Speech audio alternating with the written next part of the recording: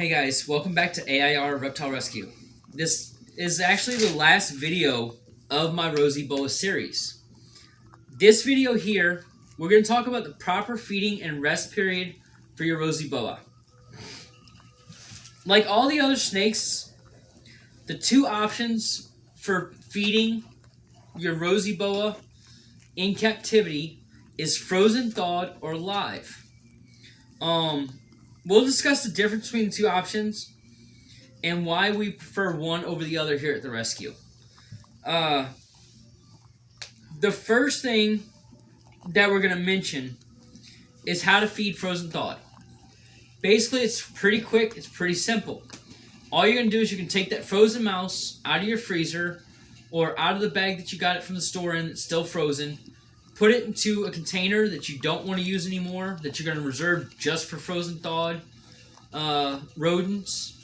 Put it in there, put some warm water in, close the lid on it if it has a lid, or put something over the top of it to keep that warmth in so the water doesn't get too cold. And let it sit for about 30 minutes, let the mouse thaw out and warm up and get to the temperature of that of the water. Usually I use pretty warm water if I'm doing a 30-minute soak. If I am short on time because I have so many reptiles to take care of and so many animals, I usually use like hot water and do a quick thaw and let it warm up, and then I present it to my snake. But whenever you're doing it, thaw it out for 30 minutes max. If you're using like warm water or like not hot, but right there, just in between warm and pretty hot. Do it about 30 minutes. Make sure the mouse is nice and warm. After you take it out the water, pat it dry with paper towel so it's not dripping wet. And after you do that, go and present it to your snake. If you're a new handler, please do not hand feed. You're taking the risk of being bitten. With the Rosy Boa, remember, like I mentioned in the last video, they strike to the side. So don't think, okay, I'm going to put my hand down to the side, but the mouse is going to be over their head. They're not going to reach up like a ball python or anything and strike forward and grab their prey.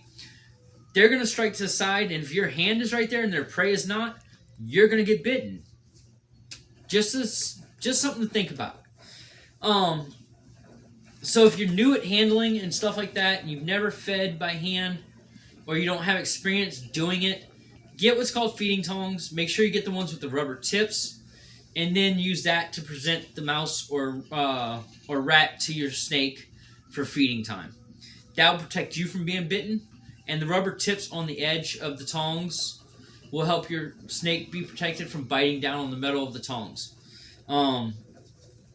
Best way to do that is pick it up by the tail with the tongs and kind of make it seem like it's alive and it's trying to get away from you. Rosy Boa will strike it and do what it has to do. Or do it from the middle of its back, but make sure that your Rosy Boa has enough room to strike their prey and wrap it up and eat it. On to the next one. Although it's a pretty simple step or way of doing it, we're going to talk about feeding live. And I'm going to mention after this part on why we prefer one over the other. Now, with feeding live, I don't recommend feeding in their enclosure. Because if you reach in with that mouse or that rat and you put it in their enclosure, every time you go to reach in, they're going to start to think that it's time to eat. And they may strike and bite you. I had a children's python that's how he thought. He thought every time Dad reaches in, okay, it's time to eat. He bit me multiple times. It didn't hurt or anything. Just really was just a surprise of it happening. But I started feeding him outside of his enclosure, and it started to get a lot better. He knew, okay, once I'm out, I'm being handled or I'm about to be fed. So he wasn't as bitey inside of his cage. With Xena, same thing. She is kind of cage aggressive. So what I do is I will take her out of her enclosure. I'll put her into a big Rubbermaid container. Then I take the mouse out of whatever carrier it came in, and I'll put the live mouse into there. I will remove my hand quickly, and I will let Xena do her thing. Now, if you're doing live feeding, monitor the full process. Please do not leave your snake and a live rodent alone, due to the fact that your snake can get injured. If your snake does not show interest in the live rodent, and they're both just sitting on either side of the tub, that rodent can get curious and go, okay, it's not a threat to me. And it can go over and start chewing on your snake or biting your snake. I've had it happen to Xena. It damaged a few of her scales. Luckily, it didn't puncture her to where she was bleeding or anything and didn't cause any kind of major damage. But it did hurt a few of her scales. And what I did is I removed her from the enclosure, well, from the tub, left the rat in there, put her back in her enclosure, and let her settle down. So I'm always monitoring whenever I do a live feeding with Xena. With Patty, I feed frozen thawed. Now, the reason I choose frozen thawed over live, okay, is one, with live, like I said, that can cause injury to your snake. Could you imagine having somebody walk up to you and wrapping you as hard as they could, and you're going to try to fight your way out of it? You're either going to scratch, you're going to try to bite, you're going to do whatever you can to get out of that grip. That's the same thing with a mouse or a rat. Whenever your snake bites it and starts to wrap it up, that rat or mouse is going to try to scratch and claw, or it's going to try to bite its way free to save its own life. So you need to watch that. This is why I say frozen thawed is best. Because of the fact that it's previously killed, so it can't turn around and bite your snake or scratch your snake and injure them. Not just that, if you do feed live and you see that your snake gets bitten or scratched, please make sure that you handle it properly. Do not leave your snake in the enclosure. If they have a wrap on the prey, leave them to continue wrapping. But after they're finished eating, check them over. If they're bleeding, treat them with Neosporin non-pain reliever. Treat the wound. Smokey, off the counter. Get down. That's what I thought. Sorry, my cat likes being on my counter. Apparently he wants to be a pain in my behind tonight and not listen. But, like I said, if you do spot a spot where your snake has been injured because their prey has bitten them or scratched them, please treat it properly. Do not just neglect it and let it get infected. Infection can set in very quickly with your snake and can possibly lead to death. That's the last thing I want to see is somebody post saying, well, my snake died because he was bitten by a rat and I didn't treat it right, or I didn't treat it in time and got infected and died. I don't like seeing stories like that, guys. I love these reptiles. I love these animals. So I love seeing success stories. I love seeing people that come to my page and say, hey, I just got a new snake, and your videos have helped me learn. Thank you so much for the information. And they post updates, or they keep me updated personally, saying, hey, my snake's doing great. He's grown this much. Hey, my snake's eating great. Thank you for your info on how to feed him. It helps me to feel better about what I'm doing, but it also makes me feel good to know that that snake or that reptile of any kind is thriving, that they're doing well. I have a lady that just got a bearded dragon, and she keeps updating me all the time on how that new bearded dragon is doing. That makes me feel great because I helped her find that perfect family member, and she keeps me updated on how she's doing. So please do not neglect your snake. Do not just say, oh, well, you were bitten, it's okay, it'll heal on its own. It may not. It can get infected, guys. It's just like if you get bit by a dog or something, you have that chance for an infection. You will want to treat it with Neosporin and antibiotics and make sure that you don't get an infection. Same thing goes for your snake. If they're bitten or scratched by a mouse or a rat, treat it. Treat the wound. Make sure it heals properly. Make sure it doesn't get infected. It's going to protect your snake. It's going to help them live a long life. But like I said, I prefer frozen thawed because I feel it's a safer method of feeding. We're going to wrap it up, guys. Did you talk about rust period? Oh, yeah. Sorry. The other half, thank you so much for bringing this to my attention. Just like with any of your other snakes, In this next step, it's going to be your rest period. Um, just like with your ball pythons, your king snakes, your corn snakes, it's going to be the same for your rosy boa. I always recommend 48 to 72 hours. Usually with me, I do about 60 hours after feeding before I handle. If I notice they have not fully digested, like if the snake still has a huge lump towards the center of their body where their stomach starts, then I leave them go for the full 72. If after that they still have not digested, then I start to get a little bit concerned because of the fact that, hey, they should have already digested their food and it should already be processing through their body. So with that being said, give your rosy boa the same courtesy, 48 to 72 hours. That should be enough time for them to properly digest their food and get it down and be able to get it through their body and get the nutrients out. And not just that, it actually gives them time to rest. You think about it. We just had Thanksgiving, guys. We have Christmas coming up. You eat a freaking huge meal to where it's 5 or 6 plates of food because your family cooks so good, like I do, which my other half knows that. But, yeah, she just gave me a dirty look for that one. But if you have a family member that you love their cooking and you're eating so much, you're going to want a chance to rest. You're not going to sit there and your nephew or your niece is going to be wanting to jump on your stomach as soon as you're finished eating because you're full, because then you're going to get sick. Or if you're wrestling with the kids, you're not going to do it on a full stomach because then you're going to get sick. You're going to want to throw up. It's the same thing with your snakes. If you try to handle them too soon after they eat, they're going to feel like they have to throw it up because they can't digest it. They don't have enough time to rest and actually get it down. Same thing goes with you. You always want that chance to actually sit back, relax, and let your food digest. Same thing goes with your snakes. Give them that rest period. I guarantee you're going to have a happy snake. I've never had a problem out of my girls whenever they eat. I mean, I still have problems out of getting Belle to eat because she is my latest rescue, but we're working with her. Now with Xena or Patty, I feed them. I give them their 48 to 72 hours. I go to reach in their cage. They're the most chilled out babies I've ever seen. I can literally just reach in, grab them, and pick them up, and they just all chilled out and happy. That's what I want. I want the same thing for your snakes, guys. I want them to be healthy and happy.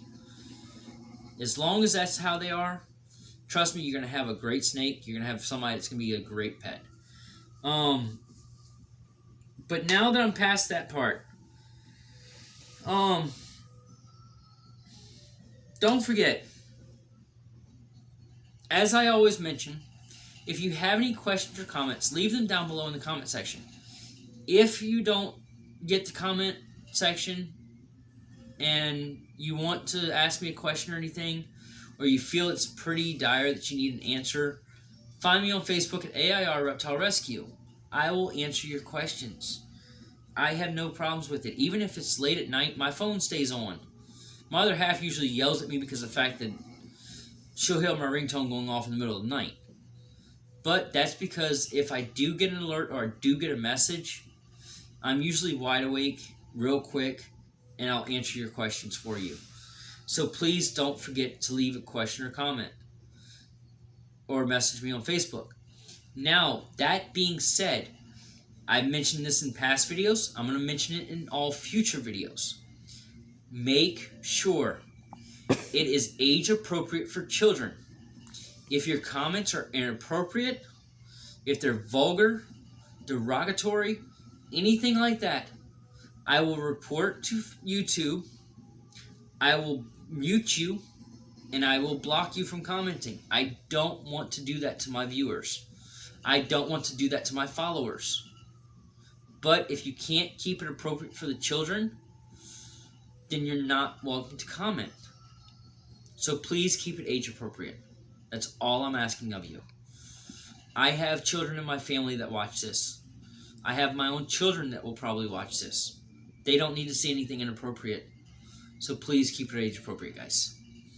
Now, that being said, Please do not forget, if you like my videos, the more likes I get, the more YouTube takes notice. Now, whenever you do that, don't forget to subscribe. The more subscribers that I get notices. I have what's called YouTube Studios, where I keep track of how many subscribers I have.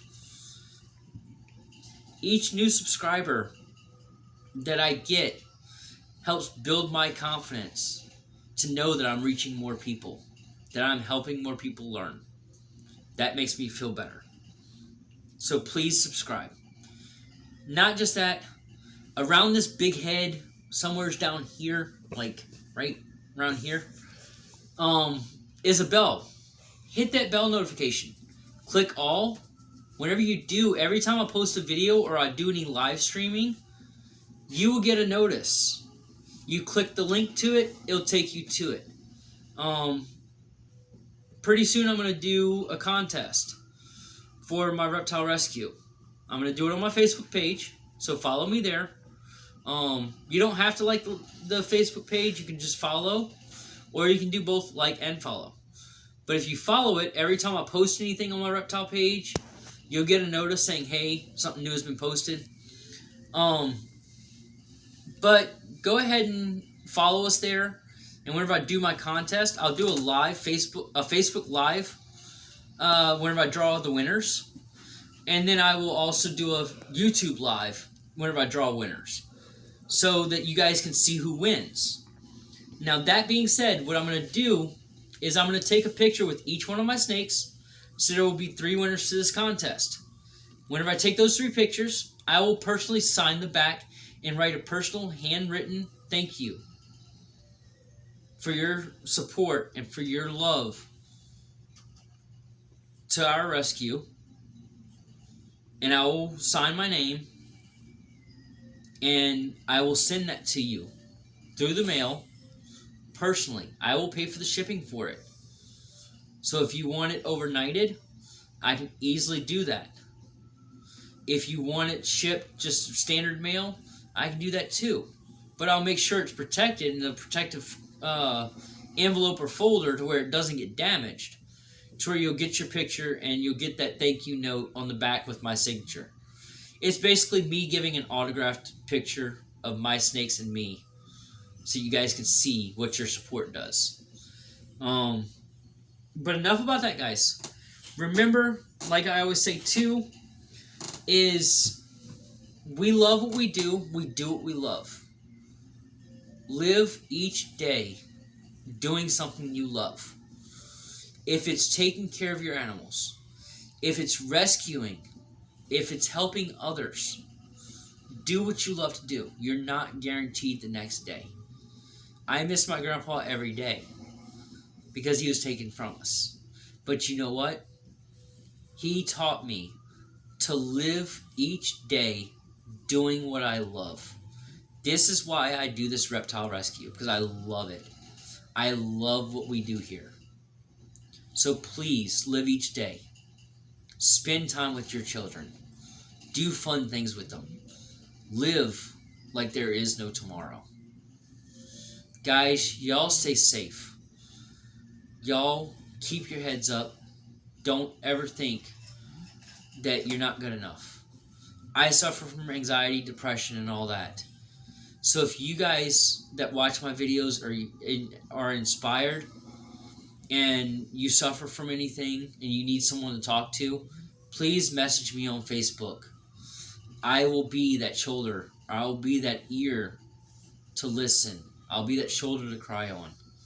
I will be there and I will talk with you. Thank you so much for watching, guys. We appreciate it. All of my babies here, including my snoring pit bull.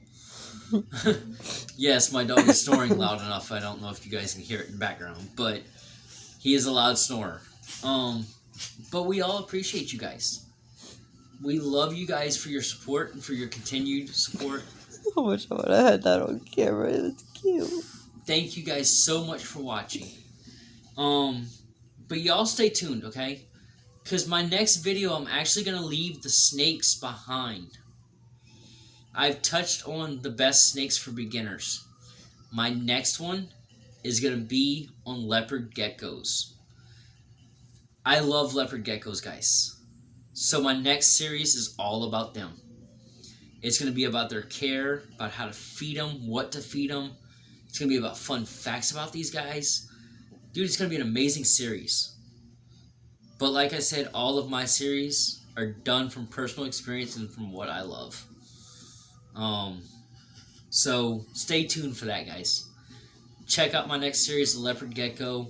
I'm actually going to see if I can get a friend of mine that rescues lizards, if she can actually bring me either a leopard gecko, a crested gecko, a bearded dragon, really any of the reptiles that I have in these next series coming up. If she can bring me any of those lizards and I can include them in my videos, guys, you are going to see how amazing these lizards are as pets. So please stay tuned to that series. We love you guys here at AR. Remember, stay safe and come back and check out everything we have to offer. Good night from Louisiana. Good night from AIR. We love you guys, and we'll talk to y'all soon. Bye, guys.